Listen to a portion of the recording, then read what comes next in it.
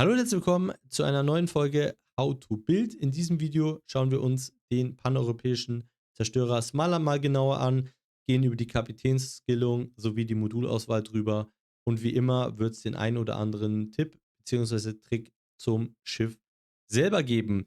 Gameplay findet ihr dann im zugehörigen How to Build Video. Viel Spaß! Starten wir rein mit der Kapitänsskillung. Hier wie immer der Hinweis, wenn ihr den Slirski habt, packt den drauf. Der hat ein paar schöne Boni, die eure Gefechtseffizienz nochmal zusätzlich steigern können. Starten wir rein mit dem ersten Skill. Hier habe ich die präventive Maßnahme. Schützt eure Module vor Ausfällen, ist sehr, sehr wichtig. Gerade in Bezug auf Haupttürme, Torpedowerfer, Steuergetriebe, Motor. Wichtige Punkte, die euch in einem Gunfight gegen den DD die Oberhand gewinnen lassen können, wenn die ausreichend intakt bleiben. Dann als nächstes mit letzter Anstrengung ist für DD einer der Must-Have-Skills überhaupt, weil er dafür sorgt, dass eure Manövrierbarkeit aufrechterhalten wird, wenn euer Getriebe oder euer Motor ausfällt. Das heißt, ihr fahrt nicht im Kreis, ihr bleibt nicht stehen, ihr könnt immer noch manövrieren und aus brenzlichen Situationen oder aus Gunfights noch einigermaßen unbeschadet rauskommen. Dann als nächstes Experte der Überlebensfähigkeit ist gerade auf Gun-DDs sehr, sehr wichtig, weil ihr ja gegen andere DDs kämpft. Ihr wollt eure AP einsetzen. Gerade mit einer Smalland, ihr habt keinen Smoke. Wenn ihr in einen Gunfight geht, dann geht ihr erst zu, wenn ihr aus der Spotting Range rausgefahren seid oder wenn ihr nicht mehr schießt, also wenn ihr einfach zugehen könnt. Und gerade weil jetzt die 5% Heal-Flagge mit dazugekommen ist, ist es nochmal ein wichtiger Punkt, weil ihr damit euren Basiswert nochmal erhöht und damit noch mehr HP generieren könnt. Dann als nächsten Skill habe ich den Tarnmeister. Der sorgt dafür, dass ihr euer Radar noch effizienter nutzen könnt. Hier der Hinweis, wenn ich hier die Smartland auf Voll Concealment baue, gehe ich bei 6.1 auf. Ihr habt einen Radar von 7,5. Das heißt, ihr habt einen Stealth-Radar. Wenn der Gegner DD euch spottet, ist er zu 100% an eurem Radar drin. Und umso besser euer Concealment ist, umso größer ist der Bereich, in dem ihr ihn im Radar halten könnt oder im Radar habt. Deswegen kann Doppel-Concealment eine gute Alternative sein. Später zeige ich euch noch, wie man das vielleicht ein bisschen anders noch bauen kann. Dann als nächsten Skill. Adrenalinrausch, wie gesagt, ist halt wichtig, weil ihr werdet mit Sicherheit HP verlieren auf einem Gun-DD und da gibt es ja nichts Besseres, um diese verlorene HP in Reload umzuwandeln und damit euren Damage zu verbessern. Als nächstes habe ich Hauptbatterie und Flugabwehrexperte. Erhöht eure Hauptbatterie-Reichweite. Das ist ein wichtiger Faktor. Wenn wir uns jetzt hier mal die Artillerie anschauen, die Range von der Smarland, ihr habt eine Range von 13,7. Das ist sehr gut zum Open Water Farmen, weil ihr habt keinen Smoke. Das heißt, ihr werdet viel über Dodgen machen müssen. Da hilft euch der Motorboost von 30%. Aber im Großen und Ganzen ist es halt gerade in Bezug auf Secondary BBs nochmal gar nicht so schlecht, diese zusätzliche Range zu haben. Des Weiteren gehen wir nochmal auf den Skill zurück, erhöht der nochmal eure Flugabwehr-Performance. Das kann gut sein, weil die Smartland an und für sich schon eine gute EE hat und damit könnt ihr auch für einen Flugzeugträger echt unangenehm sein. Vor allem, wenn ihr dann den Slirski noch habt, wo ihr über den Kapitän-Skill, wenn ihr ein paar Flugzeuge abgeschossen habt, einen zusätzlichen EA-Bonus generiert. Dann haben wir als letzten Skill den Fearless Brawler. Der ist auch auf der Smartland ein Skill, den ich auf jeden Fall mitnehmen würde, weil er dafür sorgt, dass ihr einen besseren Reload bekommt. Ihr habt keinen Smoke, das heißt, ihr gunnt immer irgendwie Open Water und seid meistens auch immer gespottet. Und diese 10% Reload würde ich auch nochmal mitnehmen. Des Weiteren bekommt ihr noch eine Granatenexplosion für eure Flaksalve mit dazu, was eure A zusätzlich nochmal buffen kann. Gehen wir nochmal auf die Alternativen ein. Tatsächlich kann man bei der Smartland wirklich sehr viel machen. Zum einen den Tarnmeister ist nicht zwangsläufig nötig, muss man wirklich sagen, weil selbst ohne diesen Skill habt ihr immer noch ein Stealth-Radar. Die Range ist zwar nicht mehr so groß, aber ihr habt noch eins. Ihr könnt quasi diesen Skill rausnehmen und dafür in Skills umbauen, um zum Beispiel mehr Damage zu bekommen. In Bezug auf Hauptbatterie und Flugabwehrexperte nochmal 5% Reload und nochmal mehr Flak-Power. Das wäre die erste Möglichkeit. Die zweite Möglichkeit ist, dass ihr einen Inspekteur mitnimmt, nochmal alle Consumables plus 1. Das ist natürlich super, weil ihr mehr Radar habt, ihr habt mehr Heals. Das ist auch nochmal sehr geil, weil mehr Heals bedeutet halt, ihr könnt auch aggressiver spielen, ihr könnt länger am Leben bleiben und gerade im Late Game kann das nochmal ein Faktor sein, nochmal einen zusätzlichen Heal zu haben. Dann habt ihr noch einen Speed Boost mehr, ist auch sehr, sehr gut, weil ihr damit einfach besser dodgen könnt. Die Smartland ist von der Grundgeschwindigkeit relativ langsam, aber mit diesen 30% seid ihr sehr, sehr schnell. Also es kann tatsächlich auch nochmal ein Faktor sein. Jetzt habt ihr noch ein paar Alternativen.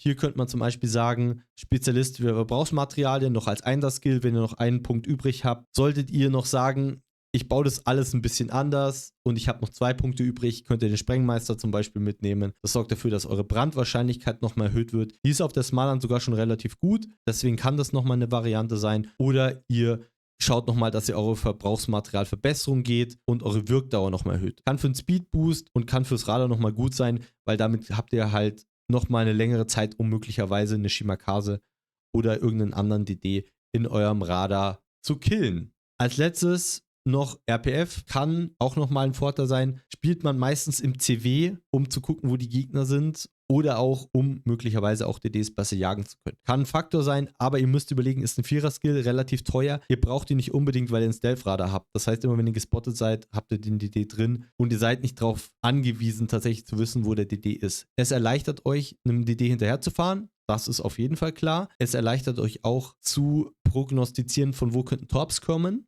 Das ist auch noch ein Faktor. Da kann das RPF auch noch helfen.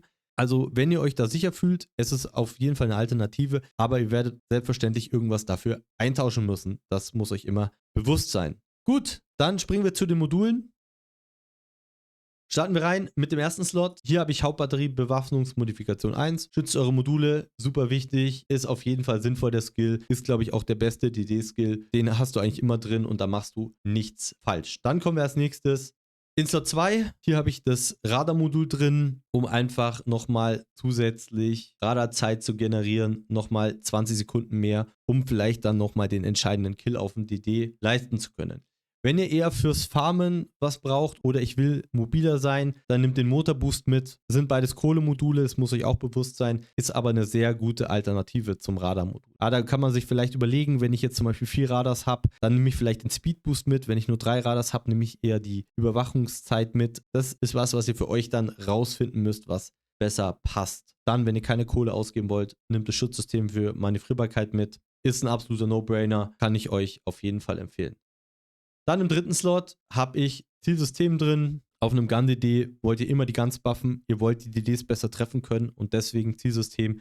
Torpedos baut ihr bei der Smartland nicht. Das ist absolute Verschwendung. Dafür ist die Smartland nicht da. Die ist ein erstklassiger DD-Jäger. Gerade gegen Torpedo-DDs seid ihr super stark. Also Shima, Gearing oder auch YY, die haben richtig Probleme gegen euch. Dann AA würde ich die Finger von lassen, weil einfach das Zielsystem Modifikation 1 so viel stärker ist. Turmdrehzeit braucht ihr nicht. Eigentlich braucht ihr auf 98% der DDs diesen Skill nicht, weil ihr so eine gute Turmdrehzeit habt. Da holt ihr nicht mehr allzu viel raus. Dann als nächsten Skill in Slot 4 habe ich Antriebsmodifikation 1. Der ist tatsächlich auf der Smartland wirklich, wirklich gut, weil ihr viel über euren Speedboost macht beim Dodgen und mit dem Antriebsmodul holt ihr da einfach nochmal mehr raus. Das heißt, es ist noch einfacher zu dodgen. Wenn ihr Steuergetriebe lieber mitnehmen wollt, probiert es aus. Für mich ist Antriebsmodifikation 1 einfach der beste Skill. Die anderen 2 können wir tatsächlich ignorieren.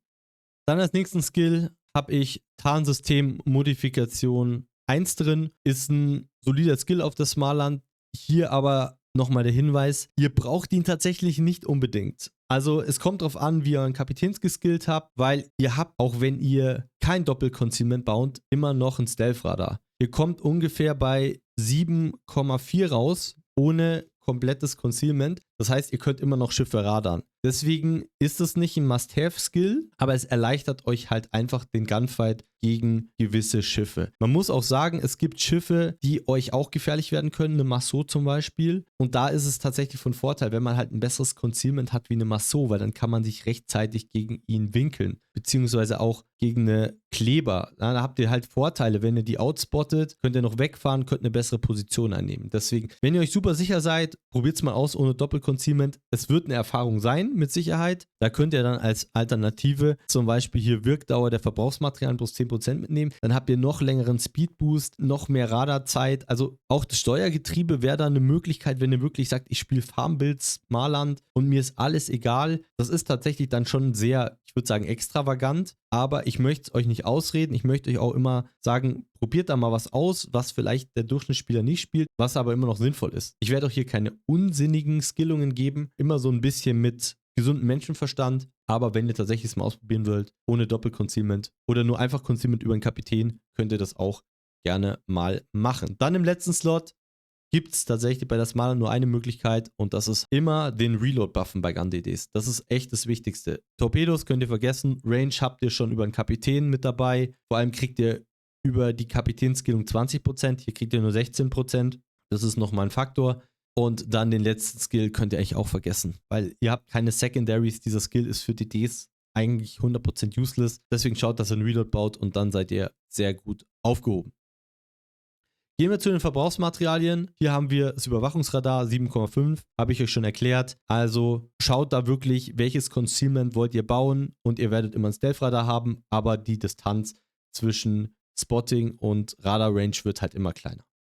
Dann als nächstes den wirklich sehr überragenden Motorboost plus 30%. Könnt ihr auch nochmal buffen, wenn ihr wollt, über Kapitänsskillungen, über Module, um dann beim Farmen nochmal eine entspanntere Zeit zu haben. Dasselbe gilt auch für den Heal. Den könnt ihr auch nochmal buffen, indem ihr plus 1 auf die Consumables draufnimmt. Dann habt ihr 4. Kann gerade in längeren Games nochmal ein Vorteil sein oder wenn ihr gegen viele DDs spielen müsst. Wir haben eine normale Damage-Con für DDs, nichts Besonderes. Die Verbrauchsdauer sind 5 Sekunden. Da müsst ihr halt tatsächlich ein bisschen aufs Management aufpassen, wann ihr das zieht. Dann haben wir bei den Flaggen auf jeden Fall die Must-Have-Flagge für jeden DD-Spieler. Charlie Kilo, 5% auf dem HP-Pool, unfassbar wichtig. Und des Weiteren würde ich auch sagen, dass ihr die Heal-Flagge noch mitnehmen sollt, weil es euch einfach in Gunfights länger drin hält. Des Weiteren solltet ihr auf jeden Fall gucken, welche Flaggen ihr noch mitnehmen wollt, in Bezug auf, wie viel Credits will ich ausgeben, wie viele Flaggen habe ich auf Lager, kann ich die effizient nutzen. Ich hoffe, euch hat dieses Video zur Smartland gefallen. Wenn ja, lasst doch gerne ein Like bzw. einen Kommentar da, wenn ihr noch Fragen habt. Über ein Abo würde ich mich auch sehr freuen und dann sehen wir uns im nächsten Video auf meinem Kanal wieder. Die Mütze ist raus, macht's gut, bis zum nächsten Mal. Ciao, ciao.